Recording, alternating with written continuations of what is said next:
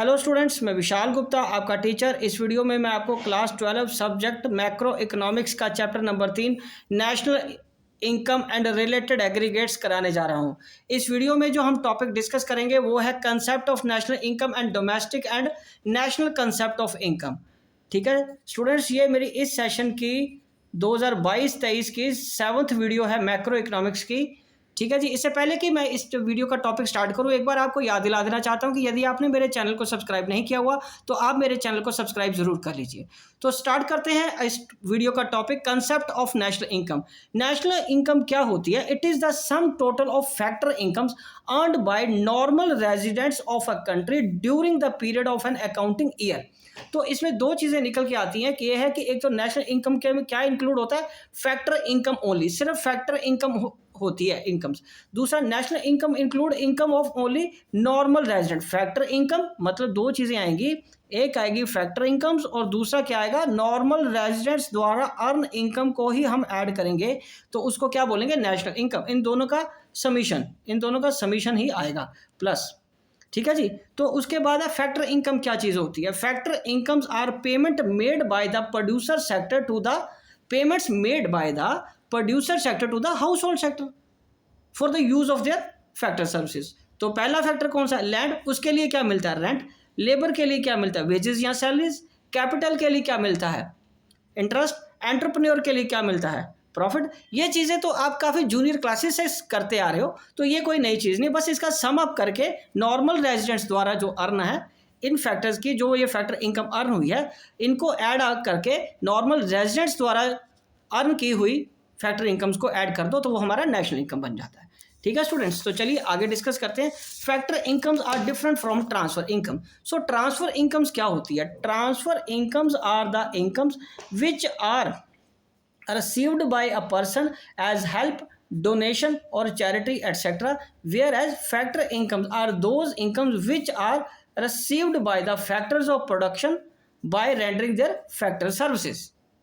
ठीक है, transfer income किसी से सहायता लेनी, डोनेशन या चैरिटी को कहते हैं। फैक्टर इनकम जब आपने फैक्टर ऑफ प्रोडक्शन के रूप में अपनी सर्विसेज किसी कहीं दी है और उसके बदले में जो आपको इनकम मिल रही है, that is called factor income.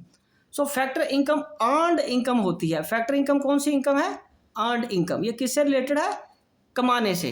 और जो ट्रांसफर्ड इनकम है वो अर्न्ड नहीं होती, वो क्या होती है? अनअर्न्ड, कमाई नहीं होती, वो डोनेशन होती है। ठीक है जी, ये मेन डिफरेंस है इन दोनों का। सो नेशनल इनकम की अगर मैं बात करूं, it is the sum total of factor incomes. Transfer incomes are not included. Transfer income इसमें इंक्लूड नहीं की जाती in the estimation of national income, as these are not earned as reward for rendering factor services. ठीक है, for rendering factor services. Right students, चलिए अब हम आगे डिस्कस करते हैं नॉर्मल रेजिडेंट क्या होता है। तो नॉर्मल रेजिडेंट कौन है? Normal resident is said to be one who ordinarily resides in the country, जो कि नॉर्मली किसी एक देश में रहता है, whose centre of economic interest lies in that country. तो इसको सिंपली समझने के लिए कंट्री को मैं बोलने की बजाय मैं अगर इंडिया बोलूं तो उसमें नॉर्मल रेजिडेंट इंडिया के केस में किसको बोलेंगे? जो ज़्यादातर इस देश में, हमारे देश में रहता है और जिसका इकोनॉमिक इंटरेस्ट मतलब उसकी सारी इकोनॉमिक एक्टिविटीज, इकोनॉमिक इंटरेस्ट का मतलब एक्टिविटीज, इकोनॉमिक एक्टिविटीज। ठीक है, किस में है? इसी कंट्री में है। So a person residing in a country for a period of 1 year, कि जो एक व्यक्ति हमारे देश में, इंडिया में 1 या 1 साल से ज़्यादा रहता है, उसको हम क्या बोलते हैं? Ordinary resident.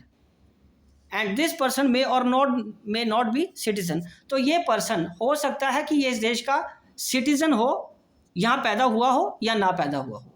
नागरिक होना एक अलग बात है, बट रेजिडेंट होना एक अलग बात है। वो सिटीजन हो सकता है या नहीं हो सकता, लेकिन रेजिडेंट अगर वो 1 साल से ज़्यादा रहता है हमारे देश में अपने इकोनॉमिक इंटरेस्ट या इकोनॉमिक एक्टिविटीज़ को लेके, तो वो हमारा रेजिडेंट कहलाएगा, नॉर्मल रेजिडेंट। दूसरा, a person who is said to has his economic interest in the country when he carried on all his economic activities such as production, consumption और investment in this country या that country। ठीक है जी, जिस country के बाद बात हो रही है, तो हम तो इंडिया की बात करेंगे, तो हम उसका अगर प्रोडक्शन एक्टिविटी, उसकी कंजम्पशन एक्टिविटी और इन्वेस्टमेंट एक्टिविटी हमारे देश में हो रही है तो वो हमारा नॉर्मल रेजिडेंट है। सो national income includes income of only normal resident of the country. It does not include the income of non-resident even when they happen to be the citizens of the country. For example, हमारे देश का कोई एक नागरिक है, ठीक है, citizen है, बट वो काम किसी दूसरी कंट्री में से, कनाडा में से, ऑस्ट्रेलिया में से, जापान में करता है और उसका इकोनॉमिक इंटरेस्ट वहाँ पे है, तो वो रेजिडेंट हमारा नहीं गिना जाएगा for the estimation of national income. ठीक है स्टूडेंट्स, चलिए अब हम आगे बात करते हैं इसका डिफरेंस क्या है इंडिया के कंटेक्स्ट में नॉर्मल रेजिडेंट ऑफ इंडिया का और नॉन रेजिडेंट ऑफ इंडिया का। ठीक है, इसमें एग्जांपल ये है दी हुई है। पहला, Indian working in foreign embassies, जो इंडियन फॉरेन एम्बेसीज में वर्क करते हैं, काम करते हैं, तो वो कौन है? Normal resident. Foreigners working in Indian embassies of Canada and Japan, तो वो कौन है? ये तो एग्जांपल है ना, तो किसी भी कंट्री की हो सकती है, तो वो हमारे लिए नॉन रेजिडेंट है। Indians who employed in WHO World Health Organization located in India, वो हमारे नॉर्मल रेजिडेंट है। Foreigners working in WHO located in India, वो हमारे रेजिडेंट नहीं है in the case of, for the case of national income. तीसरा, local people working in the office of International Monetary Fund in India, ये resident है। कोई German, कोई Australian, कोई Russian working as A director in the office of the IMF located in India, वो हमारा resident नहीं है। Ambassador for India in the rest of the world, वो हमारा रेजिडेंट है। Ambassador in India from the rest of the world, वो हमारा resident नहीं है। और fifth point, the foreign citizen living in India for a period of more than 1 year, वो हमारा रेजिडेंट है। The foreign technical expert working India for a period of less than 1 year, वो हमारा रेजिडेंट नहीं है। ठीक है स्टूडेंट्स, तो ये इंपॉर्टेंस है इस डिफरेंस की, ये डिफरेंस बहुत इंपॉर्टेंट है from the final point of view, final exam के पॉइंट ऑफ व्यू, क्योंकि इसके कुछ एग्जांपल्स के फॉर्म में आपसे पूछा जा सकता है, तो इसको अच्छी तरह लर्न कर लीजिए। उसके बाद है domestic and national concept of income. तो जो नेशनल इनकम है उसको मेजर करने के दो तरीके, एक तो उसको डोमेस्टिक कंसेप्ट के हिसाब से भी और नेशनल इनकम के हिसाब से भी, कंसेप्ट के हिसाब से बोल सकते हैं। Both concept include factor income. पहली बात, दोनों में फैक्टर इनकम आती ही आती है, बस डिफरेंस किस केस में होता है? डिफरेंस है in domestic concept, it is generated within the domestic territory of the country. ये हमारे देश की बाउंड्री के अंदर जो कमाया हुआ है, डोमेस्टिक टेरिटरी के अंदर कमाया हुआ जो पैसा है या जो प्रोडक्शन है, उसको हम क्या बोलते हैं? Domestic concept. No matter who generates it, normal resident और नॉन रेजिडेंट, ये फर्क नहीं पड़ता कि हमारे देश के बाहर का या हमारे देश के अंदर का नागरिक उसको, सॉरी सिटीजन नहीं, रेजिडेंट अर्न कर रहा है, ये फर्क नहीं पड़ता, हमारे देश के अंदर होनी चाहिए, वो डोमेस्टिक कंसेप्ट है। तो नेशनल इनकम क्या है? National income is the sum total of factor incomes earned by the normal residents of a country, no matter where it is generated within the domestic territory और outside. So national income में क्या आ जाएगा? Factor income तो है, but सिर्फ हमारे normal residents द्वारा, और उसमें फिर ये फर्क नहीं होता कि हमारा नागरिक यहाँ देश के अंदर पैसा अर्न कर रहा है रेजिडेंट, या हमारे देश के बाहर अर्न कर रहा है पैसा। Okay, so domestic territory of a country क्या होती है? In economics which study national income concept, in macro economics domestic territory doesn't mean any political territory of a nation, but it refers to the economic territory. Economics में जब हम national income को study करते हैं, तो जो भारत का नक्शा, जो बाउंड्री लाइन है, वो पॉलिटिकल बाउंड्री लाइंस है, वो पॉलिटिकल टेरिटरी है, वो इकोनॉमिक टेरिटरी नहीं कहलाती। सो इकोनॉमिक टेरिटरी क्या कहलाती है? Economic territory means that geographical territory controlled by the government with in which persons, goods, capital circulate freely.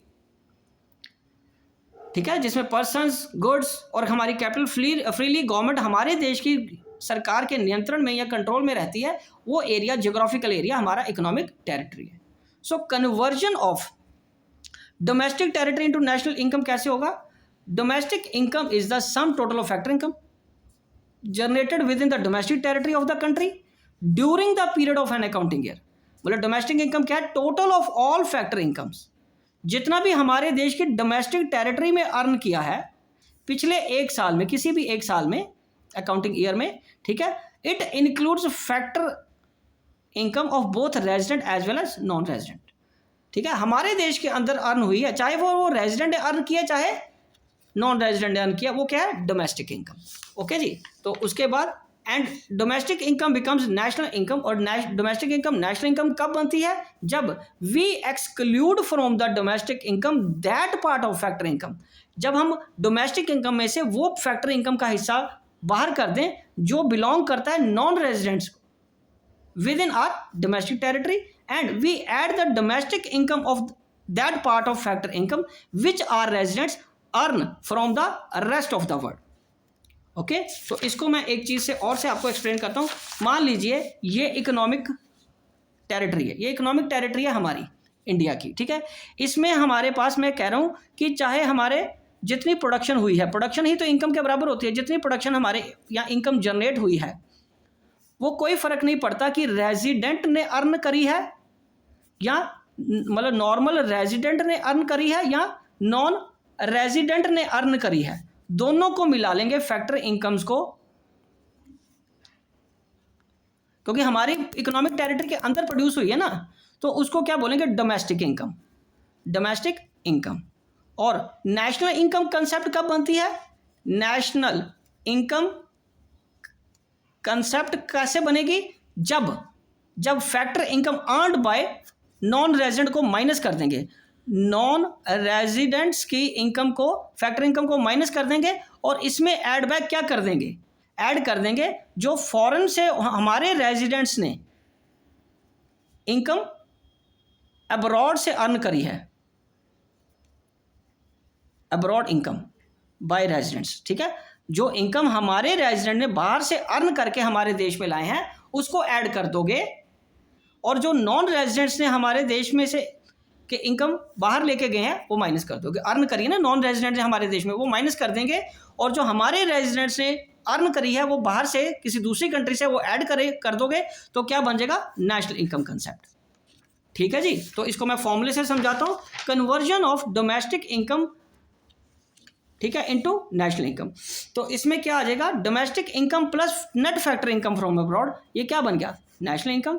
और नेट फैक्टर इनकम अब्रॉड क्या है? Factor income earned by our resident from the rest of the world. ये जैसे मैंने ये इसको add किया ना, from the rest of the world, जो हमारे रेजिडेंट्स ने ऐड किया है वो ऐड कर दो, किसमें से? माइनस कर दो दूसरा factor income earn from non residents in our domestic territory, और उसमें से माइनस कर दो factor income from the non residents. तो सिंपल फॉर्मूला बन गया कि हम नेट फैक्टर इनकम कैसे बनेगी? Factor income earned by our resident from rest of the world minus factor income earned by the non residents in our domestic territory. Okay, ये हमारा आ गया नेट फैक्टर इनकम। यही फर्क है, domestic income plus net factor income कर दोगे add तो उसमें नेशनल इनकम आ जाएगा।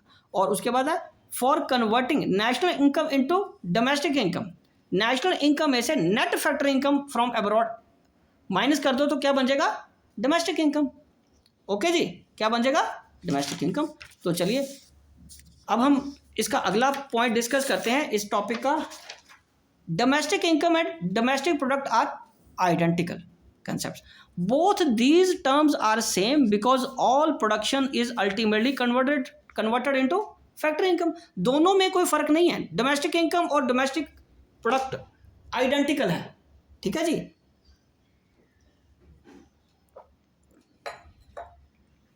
Both these are same because all production is ultimately converted into factor income. In the first round, the firm produced goods by hiring मतलब renting,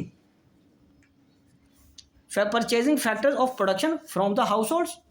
In the second round, the firms distribute their revenue among the owners of the factors of production.